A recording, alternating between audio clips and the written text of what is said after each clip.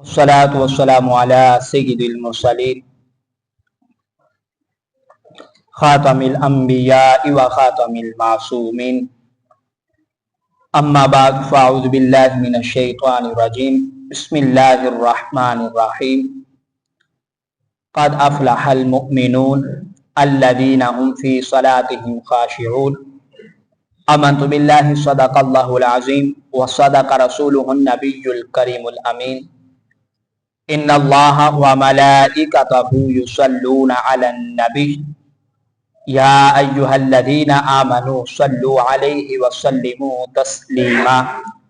الصلاۃ والسلام علیک یا سیدی یا رسول اللہ وعلی آلک واصحابک یا سیدی یا حبیب اللہ الصلاۃ والسلام علیک یا سیدی یا خاتم النبیین وعلی آلک واصحابک یا سیدی یا خاتم المعصومین۔ واجب الاحترام، آج نماز کے اندر رفع یدین کے لحاظ سے چند باتیں عرض کر کے اپنی گفتگو کو مکمل کریں گے کہ حضرت عبداللہ بن عباس رضی اللہ عنہما، جن کو مفسر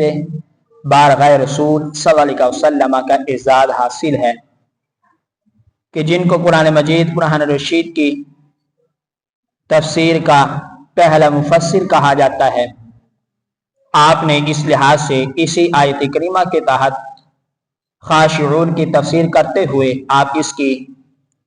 تفسیر بیان فرماتے ہیں کہ آپ فرماتے ہیں کہ قد افلح المؤمنون، کہ رب کائنات ان مومنوں کی بارے میں ارشاد فرما رہا ہے کہ وہ مومن کامیاب ہو گئے، الذین هم فی صلاتهم خاشعون، کہ جو اپنی نماز میں خشوع کرنے والے ہیں۔ خشوع کرنے والوں کے لحاظ سے آپ فرماتے کہ خشوع کرنے والے کون ہیں؟ حضرت ابن عباس رضی اللہ عنہما فرماتے ہیں کہ خشوع کرنے والے وہ ہیں کہ جو عاجزی سے کھڑے ہو جائیں، دائیں بائیں التفات نہ کریں، اپنی نگاہیں دائیں بائیں نہ پھیریں اور سیدھا قبلہ رخ رہیں، وَلَا يَرْفَعُونَ أَيْدِيَهُمْ فِي الصَّلَاةِ، اور وہ نماز میں ہاتھ نہ اٹھائیں، یعنی کہ رفع یدین نہ کریں۔ ان لوگوں کی نماز کی رب کائنات تعریف فرما رہا ہے کہ یہ مومنین کامیاب ہو گئے اور ان کو خشوع والی نماز میسر آئی۔ اب حضرت ابن عباس رضی اللہ عنہما، آپ وہ عظیم ہستی ہیں کہ جنہوں نے بچپن سے ہی پیارے محبوب علیہ الصلوۃ والسلام کے جب سرکار اپنے صحابہ کو تعلیم فرماتے تو آپ بچپن ہی کی عمر میں پیارے محبوب علیہ الصلوۃ والسلام کے صحابہ کے ساتھ تشریف فرما ہوتے تھے، اور پھر آپ کو یہ اعزاز حاصل ہے کہ جو سب سے پہلے قرآن کے جن کو مفسر کہا جاتا ہے وہ حضرت ابن عباس رضی اللہ عنہما ہے۔ تو واجب الاحترام انہوں نے اس لحاظ سے خاشعون کی تفسیر کرتے ہوئے اس بات کو ذکر فرمایا کہ رب کائنات ان مومنوں کی نماز کی تعریف فرما رہا ہے کہ جو نماز میں ہاتھ نہیں اٹھاتے، یعنی کہ رفع یدین نہیں کرتے، اور نماز کو خشوع خضوع کے ساتھ ادا کرتے ہیں۔ رب کائنات ان مومنوں کی نماز کو قبول بھی فرما رہا ہے اور ان مومنوں کی نماز کی تعریف بھی فرما رہا ہے۔ اور پھر اس سلسلہ میں حضرت عبداللہ بن عباس، حضرت عبداللہ بن مسعود رضی اللہ عنہ آپ روایت کرتے ہیں، اور یہ وہ صحابی رسول ہیں کہ جن کو پیارے محبوب علیہ الصلوۃ والسلام نے اپنی اہل بیت کا فرد قرار دیا ہوا تھا۔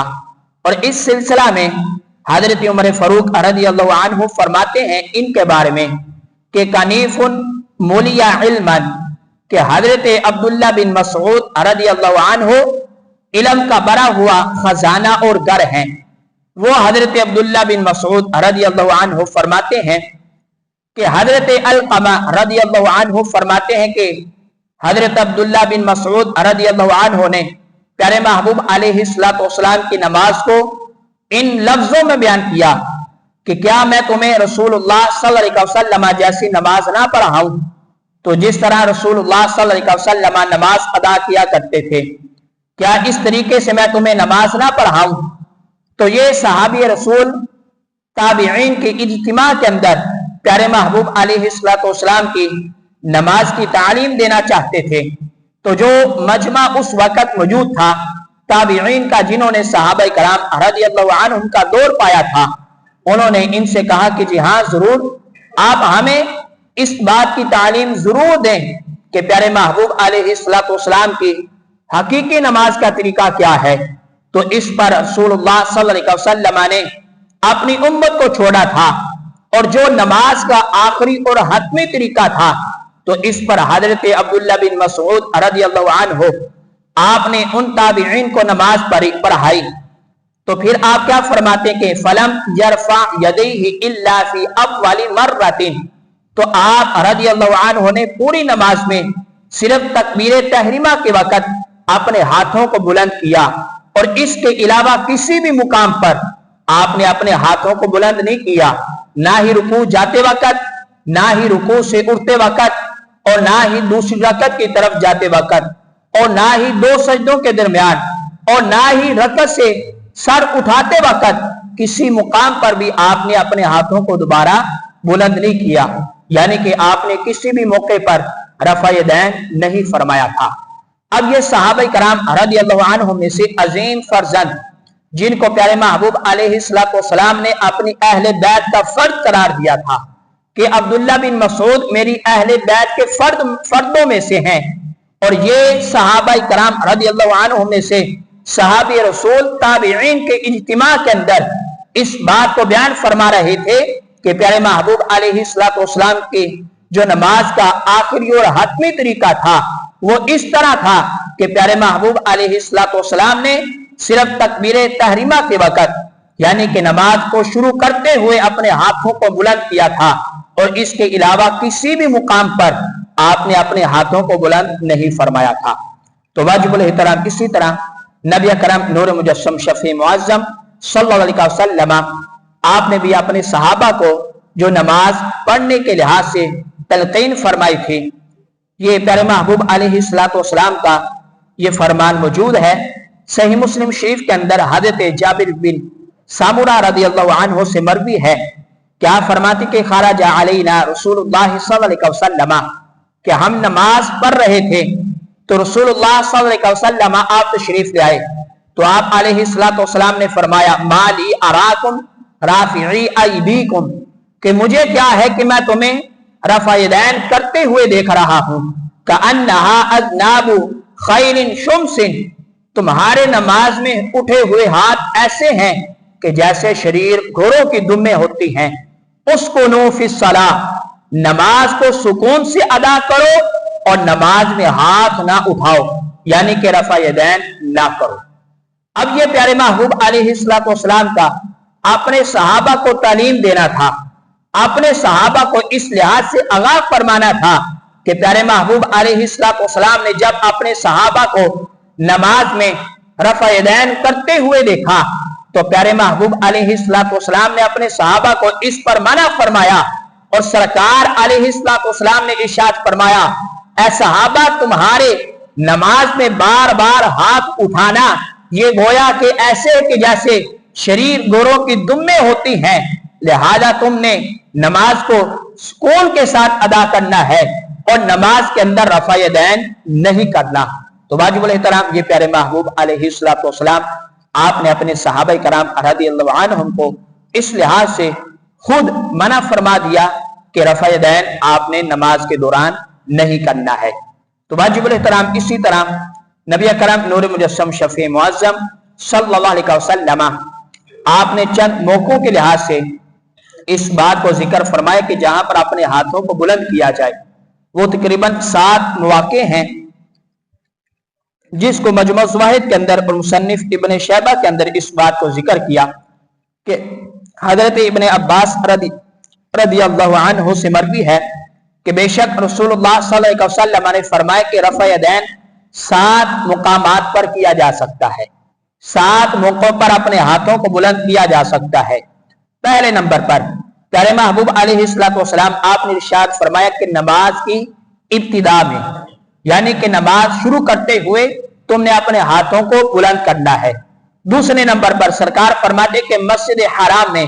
जब खाना काबा पर तुम्हारी नजर पड़े तो फिर भी तुमने अपने हाथों को बुलंद करना है रब्बे जुल जलाल का शुक्र अदा करते हुए।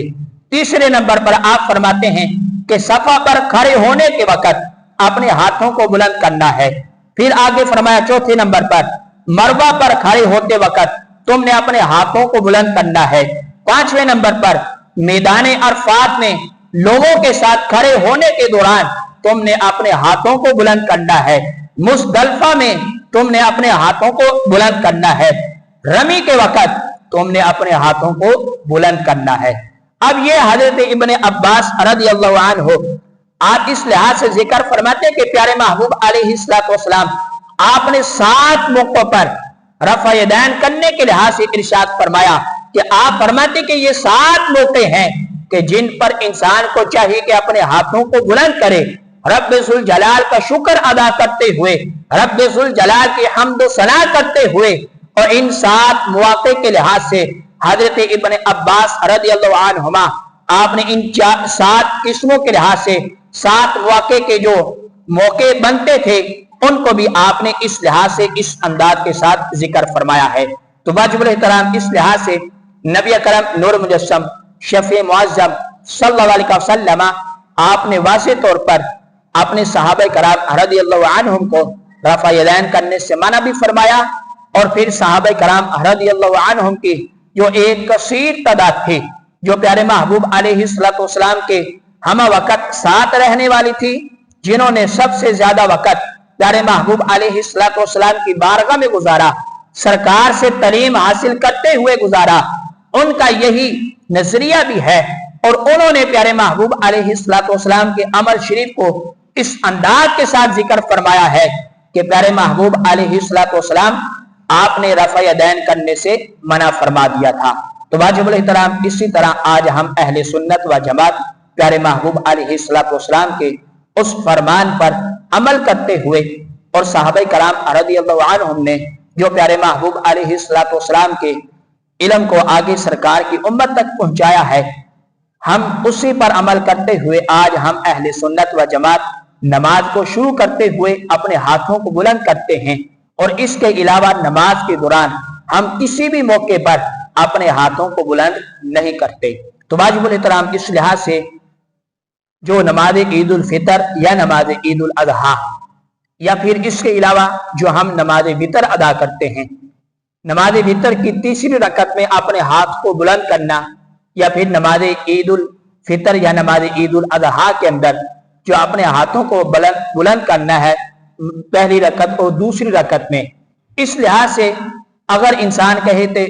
कि तुम अहले सुन्नत व जमात उस मुकाम पर तो अपने हाथों को बार बार बुलंद करते हो यानी कि रफ़ा यदैन करते हो, तो नमाज के अंदर नहीं करते। तो वाजिबुल एहतराम नमाज